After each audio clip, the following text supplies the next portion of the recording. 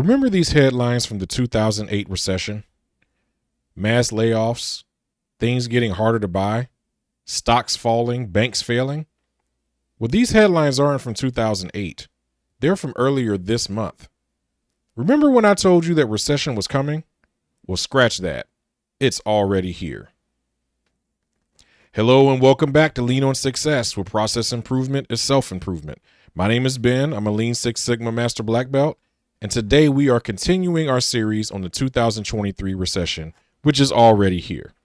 But before we get into it, please hit the like button and subscribe to the channel for more content like this.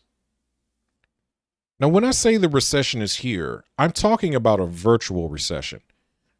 What that means is, while all of the economic factors used to define a recession may not be fully lined up yet, observing the human response to these factors indicate otherwise. Now, that's problematic for two reasons.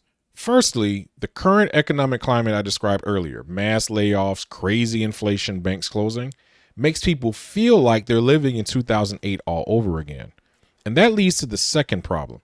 If enough people respond poorly to that feeling, it not only will help trigger an actual recession, it'll also make it hit worse and last much longer. This chart shows data from the Consumer Price Index, which is the leading metric used to track inflation. In this format, numbers on the chart represent year-over-year change from the previous month. In February of last year, prices were 7.9% higher than they were the year before. And last month, prices were 6% higher than that. So for context, if you bought $1,000 worth of household goods 2 years ago, and you wanted to purchase the exact same number of those items today, you would pay an extra $143 for them due to inflation alone. Well, that's okay, because the people who didn't get caught up in the layoffs that still have a job, they're making a lot more money now to pay for all those items, right? That's funny. This is a chart of weekly earnings of U.S. workers since the start of the pandemic. It's measured in 1984 dollars, which means that the numbers are adjusted for inflation. As you can see, in the last 2 years, wages actually went down by more than 2%. So, while wages are still going up for people who are still employed, by the time you factor in how much more expensive things are today, people actually have less spending power than they did 2 years ago. And what is the typical way that humans look to increase their spending power? The same way Wilma Flintstone and Betty Rubble did it. Charge it. This is a chart of the total consumer debt in the United States not related to housing, mortgages, HELOCs, etc. Notice that every one of these balances are at an all-time high. Basically, prices are going up faster than our paychecks are. As a country, we're responding to this not by finding ways to spend less, but rather by borrowing more money. Now, even though Americans loving to borrow money has been part of our culture for decades, in recent times, it's been spurred on by something called the federal funds rate. So what's the federal funds rate?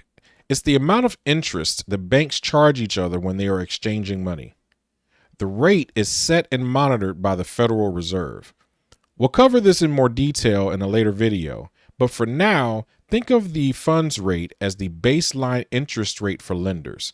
In other words, the amount of interest charged on most loans, mortgages, credit cards, etc., are based on this rate. This is a chart showing the federal funds rate. Notice that the current interest rate is at its highest point since the 2008 recession. So you might say, okay, Ben, the banks are charging each other a lot more interest today than they've been doing over the last decade. What does that have to do with me? Well, this has two primary implications.